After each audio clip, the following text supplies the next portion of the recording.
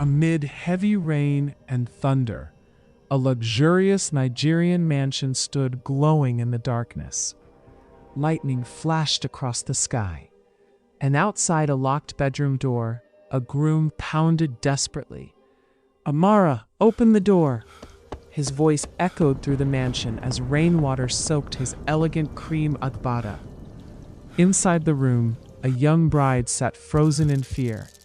Her breathing trembled, her wedding dress spread across the floor beside her, as the door shook violently again. But how did the happiest day of her life become a nightmare before midnight? Earlier that day, the village could not stop talking about the wedding. People traveled from neighboring towns just to witness it. Because Amara was not just any bride.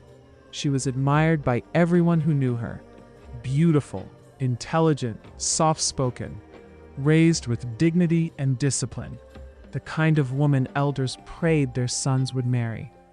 And when news spread that she was getting married to Tunde, people called it a perfect match. Tunde was wealthy, handsome, and respected. He donated money during festivals, helped struggling families, paid school fees for children in the community. Everywhere he went, people praised him. And honestly, the first time Amara met him, she believed her prayers had finally been answered. He spoke gently, listened carefully, always smiled with confidence. He carried himself like a man who had everything under control. Within months, their relationship moved quickly, too quickly. But when love feels beautiful, people rarely question the speed. The wedding itself was unforgettable. Drums thundered through the compound. Women danced in colorful Aso-Ebi outfits. Money rained across the dance floor. Amara looked radiant in her wedding gown, and Tunde stood proudly beside her, smiling like the happiest man alive. To everyone watching, they looked destined for each other. But beneath the glamour, small things began to bother Amara. Tiny details she kept ignoring. She noticed no family members stayed close to Tunde for long. No childhood friends surrounded him. No one told funny stories about growing up with him. In fact, most conversations about his past ended quickly. At first, she thought maybe he was simply private. But later that evening, during the reception, she Why did you finally really asked leave him town all directly, those years ago? You "Tunde, still haven't told you me. never really Does it talk matter about your tonight? past relationships." We are finally here. Let's For just a brief enjoy the second, moment. his smile faded, just enough for her to notice. Then he laughed softly and adjusted his sleeve. "The past is buried," he said calmly. "Let it remain there." Something about the way he said it made her uncomfortable. But before she could think further, guests interrupted them for more dancing.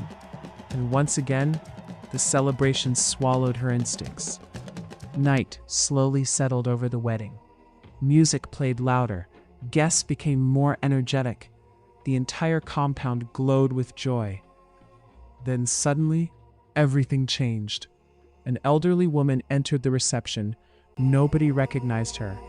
She wore vibrant traditional wrappers and a colorful gele, but her face carried an unusual seriousness that immediately silenced nearby conversations. The drums continued playing, yet somehow her presence changed the atmosphere completely. Slowly, she walked through the crowd, not greeting anyone, not smiling, just staring ahead, straight toward Amara. People moved aside as she passed. Even the dancers seemed disturbed without understanding why. Amara watched nervously as the woman approached her. Then suddenly, the old woman grabbed her wrist tightly. Her hands were rough, but her eyes carried fear. Real fear. She leaned close to Amara's ear and whispered, "Be careful of the man you married tonight." Amara froze. Before she could respond, the woman slipped a folded piece of paper into her hand. Then she disappeared back into the crowd. Amara stared at the paper nervously while her heartbeat pounded louder than the music around her. Slowly, she unfolded it. Inside were 3 names: Bissi, Nagazi, Amina, and beneath them, 1 sentence: "Ask him where they are." Amara's hands began to tremble. Across the reception, Tunde smiled at guests, completely unaware that everything was about to change, or perhaps he already knew.